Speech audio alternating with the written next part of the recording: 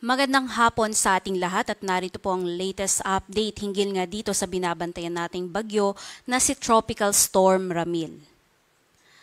Base nga sa ating latest satellite animation ay huling namataan si Bagyong Ramil sa layong 85 kilometers west-northwest ng Iba, Zambales. May taglay na nga ngayon ito na lakas ng hangin na umaabot ng 65 kilometers per hour malapit sa sentro at mga pagbugso pa na umaabot hanggang 80 kilometers per hour. At patuloy nga itong kumikilos pakanluran, hilagang kanluran, sa bilis naman yan na 35 kilometers per hour. At base nga sa nakikita natin ay patuloy na nga itong nagdudulot ng mga katamtaman hanggang sa mga malalakas na mga pag-ulan at mga pagbugso ng hangin sa malaking bahagi ng Central Luzon at ng Calabarzon. At kanina nga mula dito sa may parte ng Manila Bay ay tinahak na nga nito ang kalupaan ng Central Luzon at nakalabas na nga dito sa may parte ng Zambales at ngayon nga ay malapit na dito sa may Palawig, Zambales or karagatan ng Palawig, Zambales. Base naman sa latest forecast track ng Pag-asa, inaasahan nga natin na sa mga susunod na oras ay patuloy itong kikilos pakanluran, hilagang kanluran at maaari na ngang makalabas ng ating Philippine Area of Responsibility bukas yan ng umaga. At patuloy nga nitong tatahakin ang West Philippine Sea at maaari pa itong patuloy na lumakas at umabot ng Severe Tropical Storm category at bahagyang bababa nga yung tahak o pagkilos nito at bago ito maglandfall dito sa may parte ng Vietnam ay maaaring patuloy na humina at umabot na nga lang sa Tropical Depression category.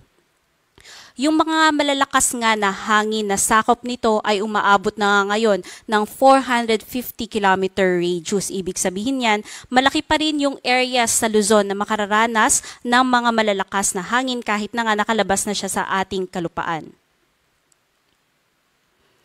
Base nga sa nakita natin na senaryo ay nagtaas tayo ng wind signal number 2 dito sa may parte ng Pangasinan, central and southern portions ng La Union, western and central portions ng Pangasinan, Zambales, Tarlac, western portion of Pampanga at northern portions of Bataan. At mapapansin nga natin na nabawasan na nga yung mga areas under wind signal number 2 dahil nakalabas na nga ito ng ating kalupaan at nag-degrade na nga tayo sa iba pang bahagi ng Central Luzon up until wind signal number 1. Sa ngayon nga, ang mga areas na kasama sa wind signal number 1 ay dito na nga ngayon sa may Metro Manila, Cagayan, kasama ang Babuyan Islands, Isabela, Quirino, Nueva Vizcaya, Apayao, Abra, Kalinga, Mountain Province, Ifugao, Benguet, Ilocos Norte, Ilocos Sur, iba pang bahagi ng La Union, iba pang bahagi ng Pangasinan, Aurora, maging sa iba pang bahagi ng Bataan, Pampanga, Nueva Ecija, Bulacan, Rizal, northern and central portion ng Quezon kasama ang Polillo Islands, maging dito nga sa may Laguna, Cavite, Batangas, Occidental Mindoro kasama ang Lubang Islands, at dito sa may Oriental Mindoro, Marinduque, northern and western portions ng Camarines Norte. Muli, patuloy pong mag-iingat yung ating mga kababayan sa mga peligrong dala ng mga malalakas na hangin.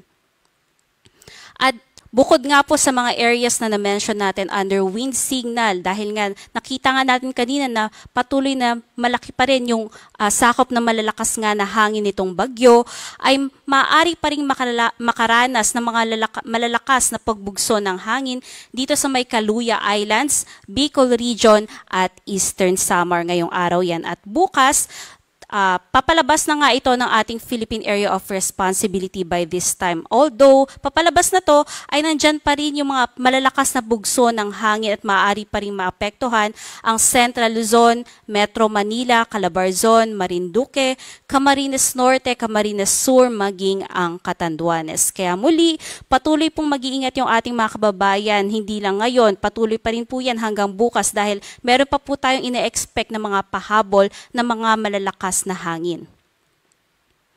In terms naman ng mga pag-ulan, Kung makita din po natin ay bahagyang nabawasan na nga yung mga yung mga significant na mga pag-ulan na mararanasan dito sa Luzon. However, malalakas pa rin po at aabot ng 100 to 200 millimeters yung mga pag-ulan sa may Pangasinan, Zambales, Tarlac, Pampanga, Bataan, at Batangas. At 50 to 100 millimeters naman po ng mga pag-ulan ngayong araw hanggang bukas ng hapon ang mararanasan sa iba pang bahagi ng Ilocos Region, buong Cordillera, buong Cagayan Valley, iba pang bahagi ng Central Luzon, Cavite, Occidental Mindoro, Antique at Palawan. Patuloy din po tayong mag-iingat hindi lamang sa malalakas na hangin kundi yung mga peligrong dala ng mga malalakas na pag-ulan kagaya nga ng pagbaha at pagguho ng lupa. In terms naman po ng mga pagtaas ng alon, ay may nakataas tayong gale warning dito sa ngayan sa may Ilocos Norte, pababayan hanggang dito sa may northern coast ng Occidental Mindoro. Kaya muli, patuloy po nating inaabisuhan lahat ng sasakyang pandagat na kung maaari po ay ipagpaliban na ang paglalayag. At sa nalalabing bahagi pa nga or nalalabing karagatan ng Luzon, nakikita natin na meron tayong inaasahan na moderate to rough seas. So, although wala pong nakataas na gale warning, kung maaari po ay ipagpaliban na po yung paglalayag din, lalong-lalo na nga yung maliliit na sasakyang pandagat. At kung hindi po talaga maiiwasan, ay mag-ingat po tayo sa mga matataas na pag-alon. At dahil nga nandito na nga sa parte ng karagatan ng Zambales itong bagyo, yung ating storm surge o yung pagtaas ng alon sa baybayin ay dito na nga covered sa may Ilocos Sur, pababa nga hanggang dito sa may Occidental Mindoro. At maaaring umabot nga yung inaasahan nating storm surge mula 1 hanggang 2 metro sa susunod na 24 oras. Kaya muli, mag-ingat po yung ating mga kababayan din malapit nga dito sa may karagatan, sa may Ilocos, pababa hanggang dito sa may Occidental Mindoro. At yan po ang ating latest mula dito sa Pag-asa Weather Forecasting Center. Ang susunod po natin na bulletin ay mamayang 11:00 ng gabi. Ito po si Charmaine Varilla, nag-uulat.